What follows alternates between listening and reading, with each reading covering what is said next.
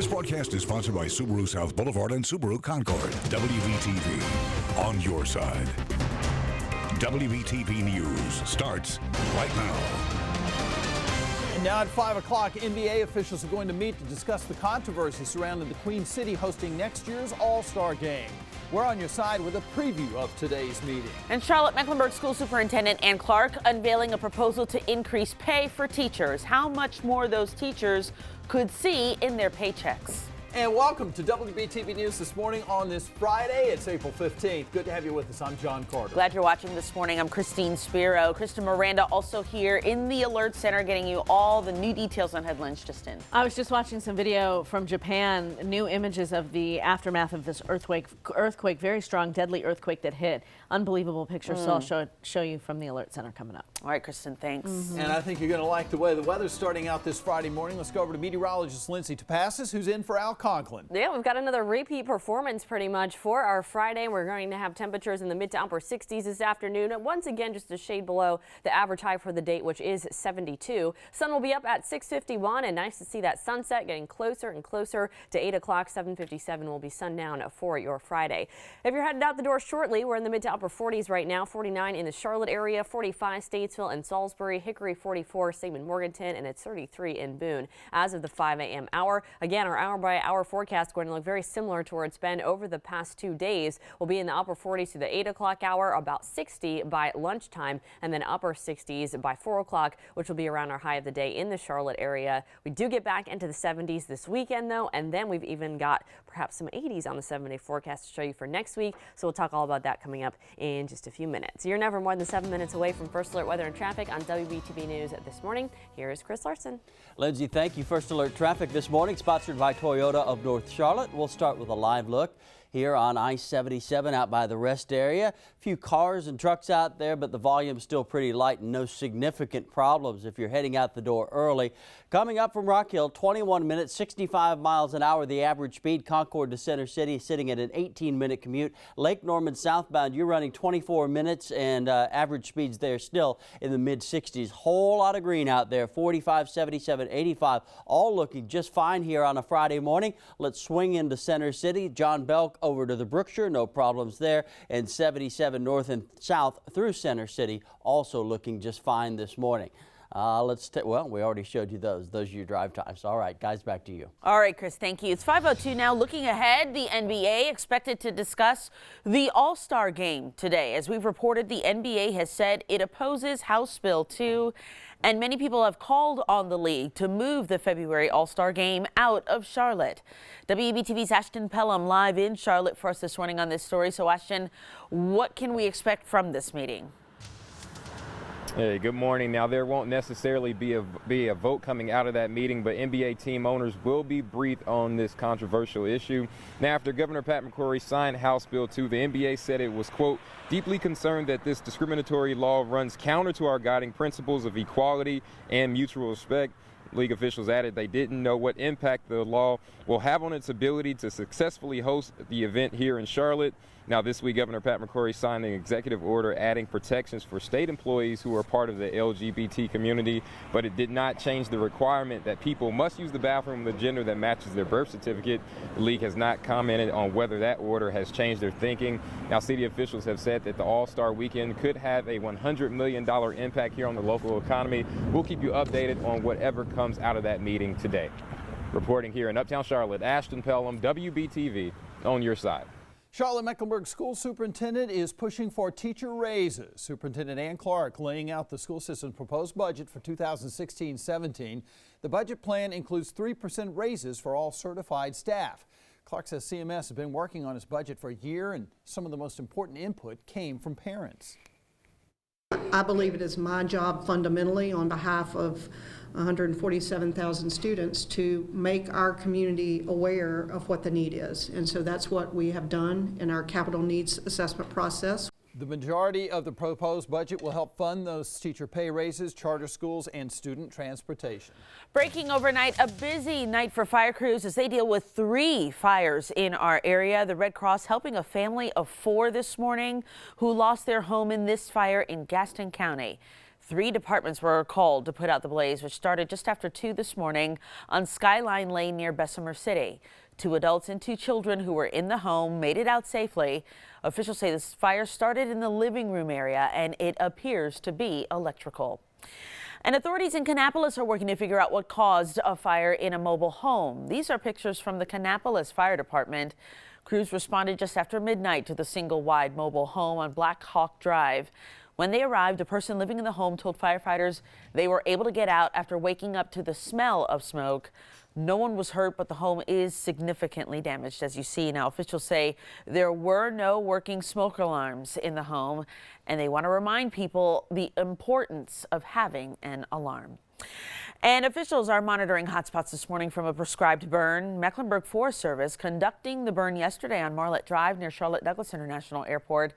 Neighbors tell us they saw smoke throughout the night and are worried the wind could pick up embers and set their homes on fire. Looking ahead, community leaders are coming together today to talk about concerns of a possible eye cancer cluster near Lake Norman.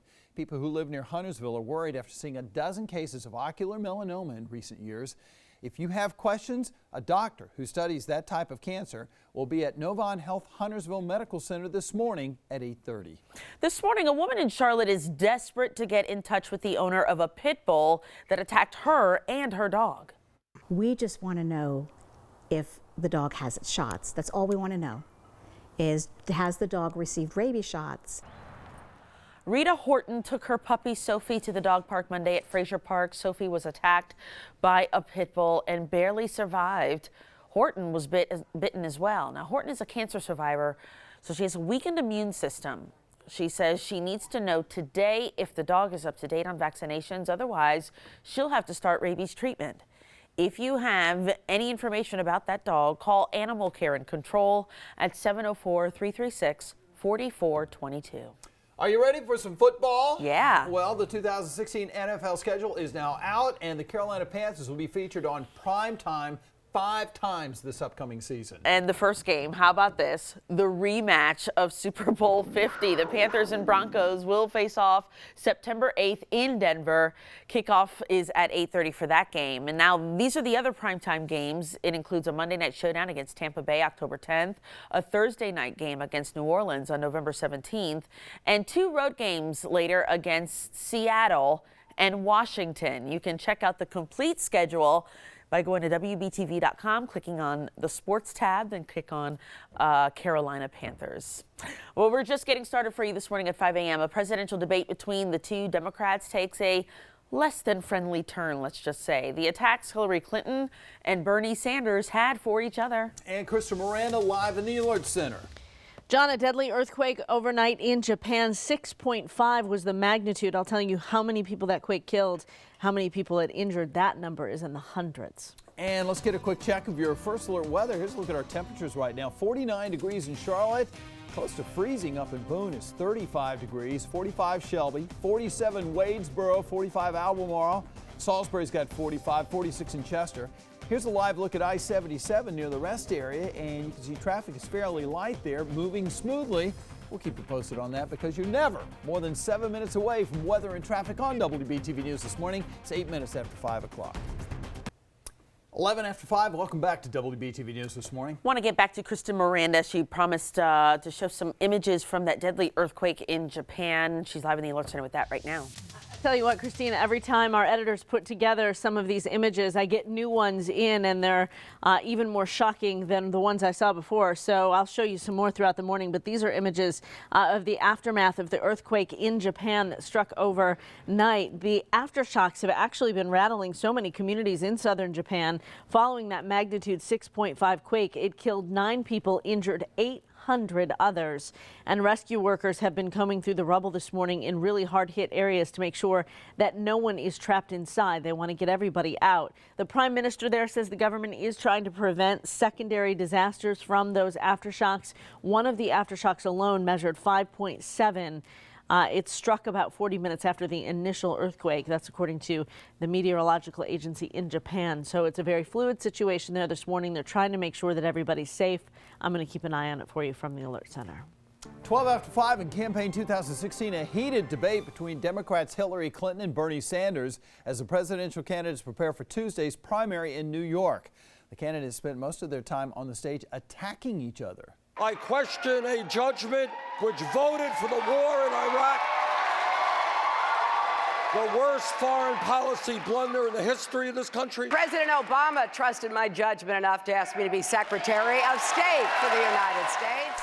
The candidates did agree on one thing, that the U.S. contributes too much to the defense budget for NATO, and European members should chip in more. And Governor John Kasich is trying to get support from Republican Party leaders ahead of the party's convention in July. He's expected to meet with Republican leaders in Florida next week. Kasich is in danger of being blocked from the nomination because of a rule requiring a candidate to win a delegate majority in at least 8 states. And so far, Kasich has only won his home state of Ohio. Rivals Senator Ted Cruz and Donald Trump are also planning to send campaign officials to that meeting. 13 minutes after 5, you're never more than 7 minutes away from weather and traffic on WBTV News this morning. Here's meteorologist Lindsay Topassis. All right, well, it's finally Friday, and we're kind of pressing the repeat button weather-wise. Again, today is very similar to what we had around here Wednesday and Thursday, but then we do start to see some changes as we head into the upcoming weekend. We've got those 70s returning before too much longer, but the fact that it's still so dry is also kind of going to be a weather headline for us, because we do still need the rainfall, and you'll see that our rain chances here still are very, very slim, definitely through the early part of next week, and finally not starting to come up until about 1 week from now. So warmer and still dry, kind of the main themes as we head into the upcoming weekend. Temperature-wise this morning, again, another similar start, 30s in the mountains, mid to upper 40s outside of there. If you're waiting until about 8, 9 o'clock to start your commute, you'll be in the upper 40s to near 50 in the Charlotte area, taking you to about 60 by lunchtime today, and then mid to upper 60s by about 4 o'clock will be around our high of the day today. If you're headed out for any Friday evening activities, down to about 61 by 8 o'clock, upper 50s north of the city, and then falling back to about the low to mid 50s by midnight if you will be out late tonight. Again, into the weekend, we do start to see a little bit of a shift in our wind, so that will get us back up to about 70 for Saturday and into the 70s by the time we're talking Sunday. That warming trend continues into the early part of next week, which we will talk more about coming up in about 7 minutes when we show you your 7-day First Alert forecast. All right, let's check in with Chris now. He's keeping an eye on your Friday morning commute in First Alert traffic. Lindsay, thank you. First Alert Traffic sponsored by Toyota of North Charlotte. We do have an accident. This is up off of Sunset Road, right off of I-77, listed as Banner Elk Drive, so you might find some slowdowns in that area. We are seeing some slowdowns there along Sunset Road. Here's a live look at 277, the John Belk, heading east over towards the Independence Expressway. Volume light there. John Belk, the Brookshire, absolutely no problems. Looking at the overall Charlotte commute, other than that accident up off of Sunset, most of our major highways are continuing to run in the green this morning, and that's a check of your Friday morning commute. John, back over to you. All right, thanks, Chris. Well, next at 5 o'clock, the start of the Atlantic hurricane season, just a couple of months away. We're on your side with a look at how many storms officials are expecting to see this year. But first, WBTV always on your side and in your community. It's 16 minutes after 5 o'clock.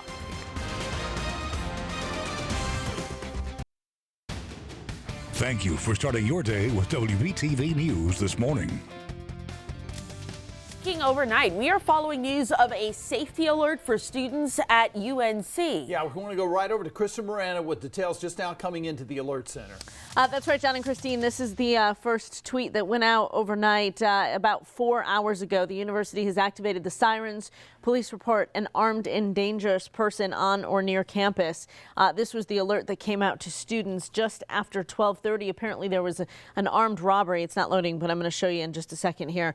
There was an armed robbery on campus after about 12:30 this morning at a residence hall, Ehringhaus Residence Hall. A guy came up to a student at outside the residence hall, held him up with a gun, apparently. That happened just at about 12:40 this morning. So all night long, basically, the campus was on alert, and the all clear was issued about 3 hours ago. So about 2:30 this morning, the campus issued an all clear. So everybody's safe, but a scary situation, certainly for that one student. The suspected robber, as I said, did run off, and I have not heard yet whether police were able to catch up with that person person. But as of right now, everything on the campus of UNC Chapel Hill is all clear this morning. Back to you. All right, good to know. Thanks, Kristen. New this morning, weather experts predicting an average hurricane season ahead for the Atlantic Basin. Meteorologists from Colorado State University anticipate 12 named storms this year, with 5 likely to form to hurricane strength. They say there's a 50% chance of at least one major hurricane will make landfall somewhere along the East Coast. The forecast does not include Hurricane Alex, which formed in January. The official Atlantic hurricane season runs from June 1st to November 30th. So just a little more than a month away for hurricane season. Last year was quiet too, so yeah. We'll see if 2 years in a row we can keep it quiet. Yeah, we'll see. All right, well, we got to get through spring first before we get to summer, right? Yes. And we've got another very typical spring-like day ahead for this April 15th, about halfway through the month now. We're starting things off with a nice view over uptown again. Good visibility out there this morning from our Scott Clark Nissan Honda HD Tower Cam. 49 is the temperature at the Charlotte Airport right now. Wind in out of the east at about 10 miles per hour, so we're keeping that east breeze in place for yet another day. Maybe a little bit more cloud cover to start things off once the sun does come up shortly before 7 o'clock this morning. You can see it showing up there on our dual power Doppler satellite and radar network. No rain, and any rain yet again today is going to hold off to our south, where it's been pretty much for the past few days here, steadily holding just off to our south, back towards South Carolina and into Georgia. And the reason why it's not able to make it any further north is because we've got dry high pressure in control of our weather